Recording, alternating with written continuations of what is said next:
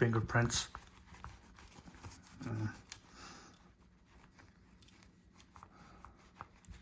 There. Hello YouTubers, my name is Eggy and welcome to my YouTube channel. This is an M201 airbrush from Madworks. I purchased this from on YouTube about a year ago, and on today's video, I'm going to share my thoughts and opinions after using it for an year. Madworks tools offer high quality tools for scale modelers for a reasonable price. I have used several of their tools including their chisel and I found that to be the truth. Last year, their airbrush became available to the United States and I grabbed their M201 for about $50 from YouTube. Please understand that this video is not sponsored by anyone. I have purchased this with my own money and this is my review based on 1 year of use. M201 is a gravity-fed, double-action airbrush with a needle size of 0.3mm.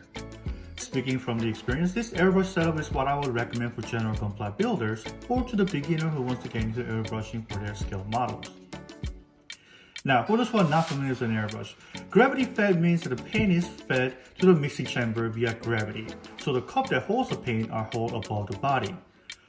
Double action means that the trigger does two things. First, you press down for air pressure, and second, you pull the back on the trigger to release the paint. I'll go more about this later in the video. The needle size determines the diameter of the needle and the hole of the nozzle. Generally speaking, the smaller needle size will paint thin lines, while larger needle size will paint broader area.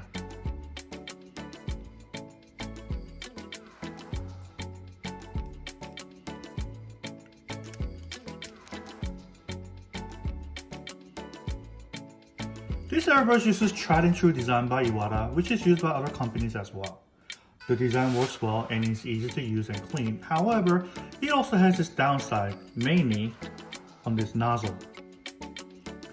From its appearance, the airbrush oozes with quality. The chrome finish on it, which gives a high quality look, finish itself is great. Even after years of abuse, the finish has held up and the letters have not faded. I have other cheap airbrushes where chrome finishes began flaking after a few uses, and this has not happened with this airbrush, even when I was using lacquer thinner for cleaning. All the threads on its screws are finely threaded, and it fits properly without any loose parts. All the moving parts feel solid and well controlled without any creeps and creaks. Overall, this airbrush is very high quality. Disassembly of this airbrush is easy, however, it does require a tool for its nozzle once in a while. The tool is thankfully included in the box. Most of the parts are screwed on and the threads are finely threaded, so I found no ill-fitting parts. Now, loosening this needle clamping nut will loosen the needle and you can pull this out. The needle is highly polished and the tip is sharp with no pips. Unscrewing the nozzle cap and its protective hood will reveal the nozzle itself. The nozzle cap is sealed by this O-ring that creates a solid seal. The nozzle is made of a brass and is a very small part that screws onto the body. This part should come loose with the finger strings only, however, dry paint will make it hard for this part to come out. So, this tool is usually required. Once the nozzle is taken out, you'll see that this nozzle is sealed by an orange liquid seal. This small nozzle and the seal is one main downside of this airbrush. You see, this thread is fine thread with a hollow inside, making this extremely weak. A lot of people, me included, have broken this nozzle for various reasons, mainly due to over-tightening it. Also, I cannot explain it scientifically, but do not leave this nozzle soaking inside lacquer thinner or alcohol. Cleaning is fine as long as you dry it as soon as you can, but leaving it soaking seems to weaken the nozzle, making it easier to break. Another downside of this design is that it uses an orange sealant for this seal. Some airbrush use a similar design uses an O-ring, but O-ring will be damaged due to a harsh chemical such as lacquer thinner, so if you're planning to shoot lacquer paint, O-ring is out. This orange sealant is not included with this airbrush. While it is not a big deal if you don't take the nozzle out, but if you're shooting acrylic paints which likes to dry inside the nozzle, you have to take it out and clean it, which usually results in the sealant being removed. Thankfully, you can use a beeswax or PTFE thread sealant, which can be purchased easily and cheaply. Next, you unscrew the needle chuck and the trigger should come out. This is the furthest you should disassemble for general maintenance. You can remove the air valve by unscrewing it, but there's no need for it and I would not recommend it. To assemble the airbrush, you just do it in reverse order.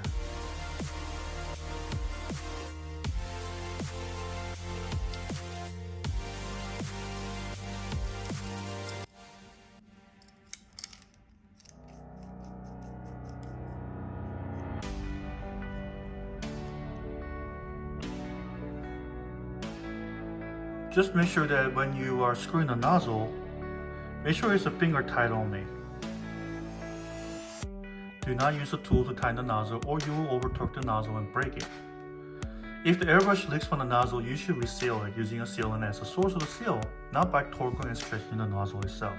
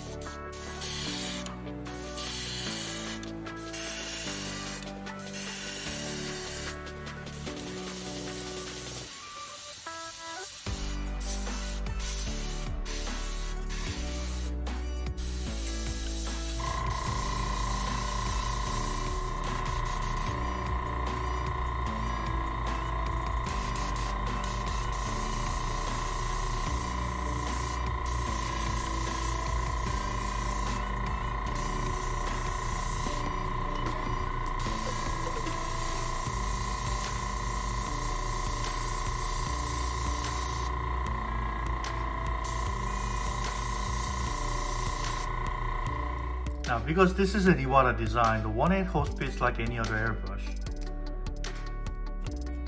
But now, holding the airbrush feels heavy and solid and it is well balanced. The trigger is smooth to the touch and the groove is well rounded so it is comfortable to touch and put pressure on. The action is smooth. Pressing down on the trigger releases the air, and unlike most high-end ones, the down action is on or up. You cannot control the air pressure that comes out by how much you are pressing down. Pulling the trigger to the rear releases the pain. Once again, the action is smooth and the pressure is very linear, making it easy to control how much the needle is open, effectively controlling how much pain is coming out. Now, the needle tension screw here will adjust how much pressure you need to pull back on the trigger. Tightening this will make the trigger heavy, and loosening this will make it lighter. This airbrush uses a needle stop screw on its back. This red screw adjusts how much the needle can pull back, effectively adjusting how much paint will come out when the trigger is pulled all the way back. This is a very useful feature. This screw is once again high quality. Working the screws is smooth and the fine thread gives a fine control of the adjustment. The cup, chamber, and the needle is well polished, so the paint does not stick to it. This makes it easier to clean between the paint and also easy to clean the whole airbrush after the paint session. The airbrush is very easy to hold and using it for a prolonged time is not a problem. Even after 3 to 4 hours of paint session, my hand did not feel tired or clamped and my trigger finger did not get blisters.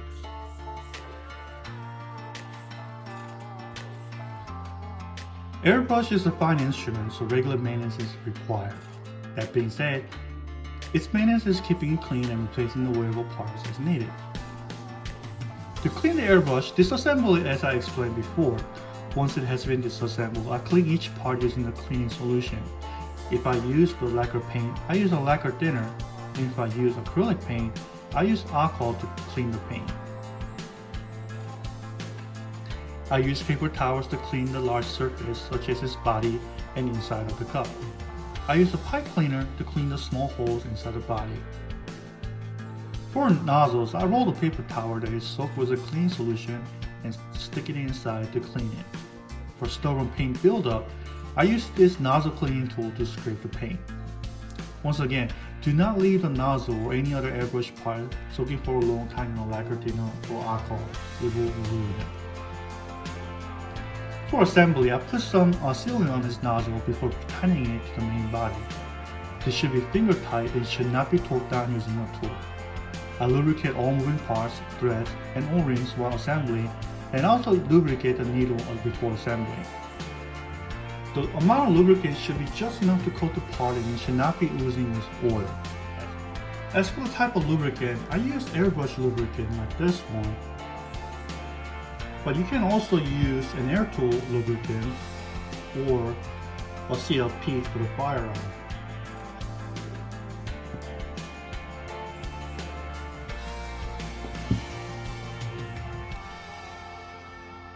Now for the parts replacement. This is another place where I have issues with this airbrush. The replacement parts are not readily available. Madworks does sell this airbrush parts kit for around $20. This includes nozzle, needle, replacement O-rings, needle seals, and these varieties of seals and lubricants. Madworks does not sell these parts separately or any other parts separately. Not to mention the O-ring including this kit does not include every O-ring, but just for the nozzle cap. To be fair, you shouldn't be replacing other O-rings anytime soon. This kit also solves the usual broken nozzle problems, and it lets you replace both the nozzle and the needle at the same time, which is how it should be. Nozzles do deform over time due to pressure from the needle, and the needles do get bent, split, or pitted. So both should be replaced at the same time. This is the needle seal. It goes behind the paint cup in the trigger well. And this is what stops the paint from getting inside the trigger well. So if you have a paint inside here,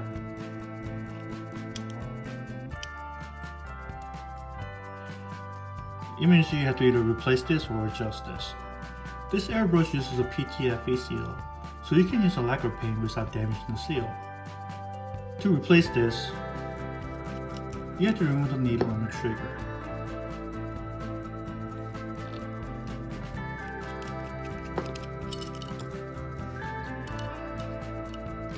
It's probably hard to see, but inside the trigger well, there's a small hole here.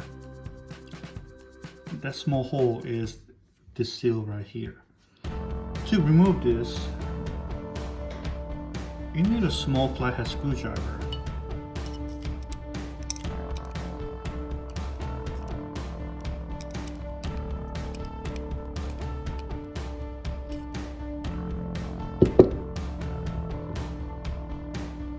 Now to replace the seal, just screw in this new seal.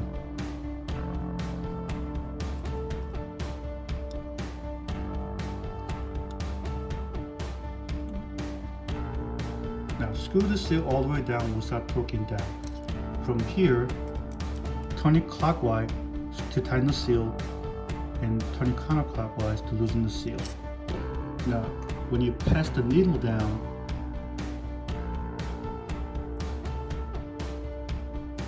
to the seal, you don't want it tight where you can barely push it in. It is right now. And you don't want it too loose where the seal, needle will just go through. So you just want the right amount of, just a bit of a friction when the needle passes through.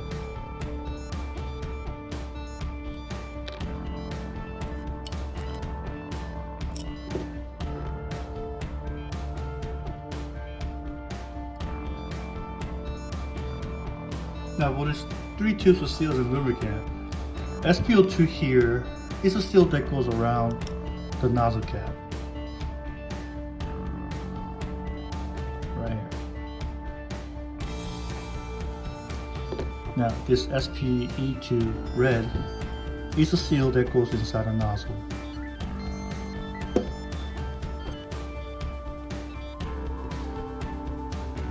And this SPE02GR is basically a lubricant that goes on where the lubricant goes on, as I explained earlier.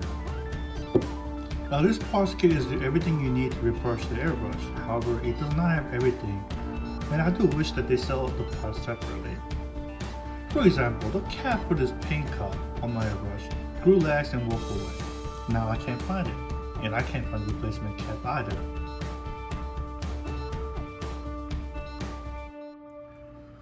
I have been using airbrush for over 10 years now and have used varieties of types. There are three things I look for that determines if the airbrush is good or not, and this Madworks M-201 has them. First thing I look for is the polished inside, especially inside the cup. This shows that the company went an extra mile during manufacturing this airbrush. Second thing I look for is the quality of the needle.